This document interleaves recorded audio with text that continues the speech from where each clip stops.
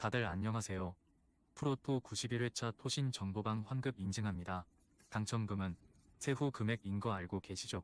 다들 아시겠지만 한 경기 취소되어 당첨금이 반토막 났지만 그래도 당첨 모두 축하드리며 오늘 경기도 분석 시작해보겠습니다. 금일 첫 번째 경기 랑스 대 르하브르 분석 시작해 보겠습니다. 랑스는 최근 연패를 당했다. 연승에 성공하며 2위권과 격차를 좁히며 2위 탈환을 노렸었는데 이런 상황이 이어지면 다음 시즌 유럽 대항전으로 가기 어려울 수 있고 이 경기 승리가 간절하다. 소토카와 와이, 다, 코스타 등 능력 있는 스리톱이 경기 내내 공격에 기여를 올릴 것이고 공격 작업에 강점이 있는 토마손이 압둘 사메드를 대신해 중원에 나서 공격을 지휘할 것이다. 르하브르는 어느덧 순위가 15위까지 추락했다. 클레르몬과 몽펠리에 등 순위가 비슷한 하위권 팀들을 연달아 만난 일정이었기에 연승을 노렸는데 외려 연패했다. 아예우와 쿠자예프 등이 최전방에 나서 공격을 이끌었지만 원하는 결과를 얻지 못했고 수비진은 발빠른 상대 공격수의 돌파에 공간을 내줬다. 랑스의 승리를 본다. 르하브르는 쿠이와 아루나 등이 중앙 수비로 나서는데 역습 상황에서 상대의 공간 침투를 저지하지 못하고 있다. 다 코스타와 사드가 경기 내내 적극적인 침투로 기회를 만들 수 있고 맨디와 토마손의 공격 전개가 있을 홈팀이 충분히 경기를 리드할 수 있다. 금일 두 번째 경기 AS 로마 대 라치오 분석 시작해 보겠습니다. 로마는 지난 라운드에서 레체와 비겼다.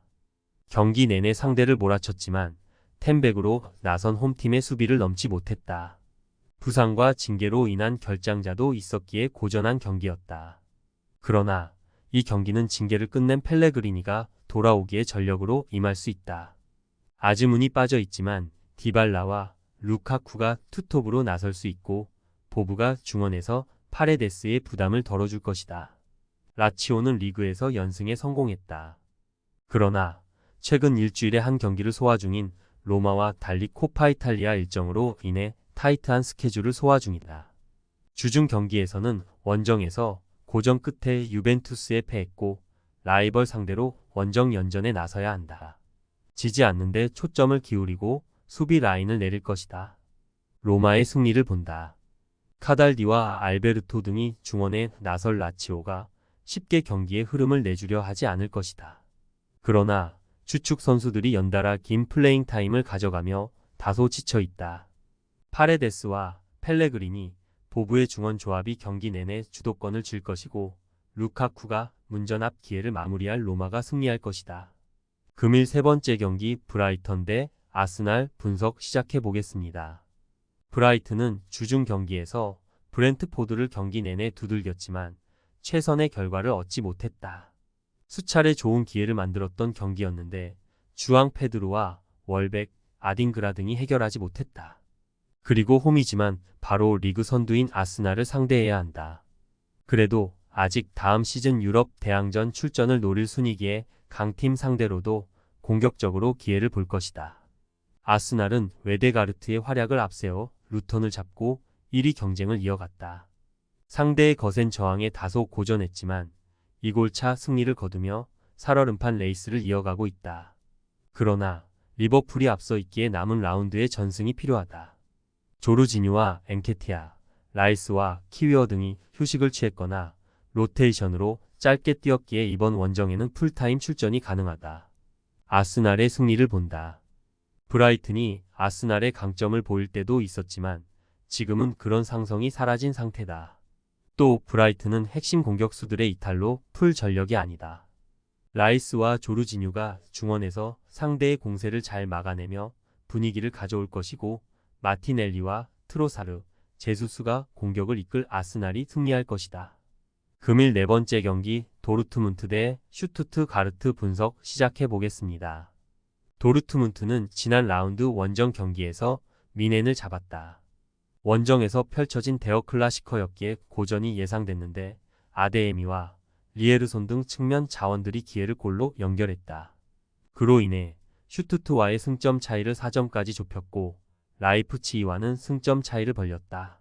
우니온 원정 이후 4연승에 성공하며 시즌 막판 맹렬한 기세로 달려가고 있다. 슈투트는 지난 라운드에서 승점 1점 추가에 그치며 주춤했다. 홈에서 중하위권 팀을 상대했기에 승리가 유력해 보였는데 3골 허용이 아쉬웠다. 그래도 2위인 미넨과의 승점 차를 더 줄이며 이제는 2위를 노리고 있다. 나란히 공격 포인트 20개 이상을 기록 중인 데니스 운다브와 기라시 투톱의 존재감이 엄청나다. 도르트문트의 승리를 본다. 슈투트는 레버쿠젠과 미넨 상대로도 화력전으로 승리를 기대할 정도로 공격적인 면에 강점이 있다.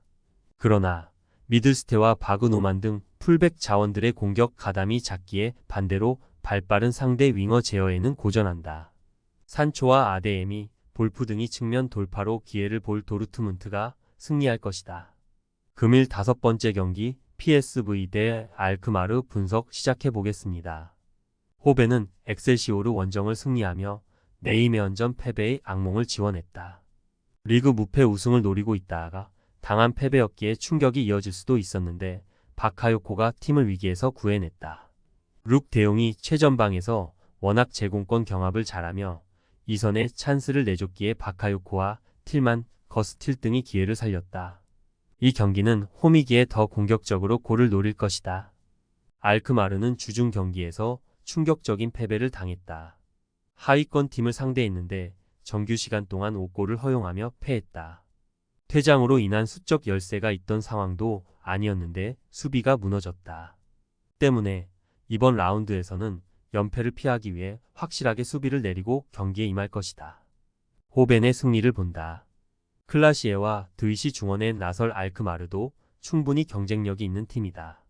리그 득점왕에 도전하는 파블리디스의 존재감도 있다.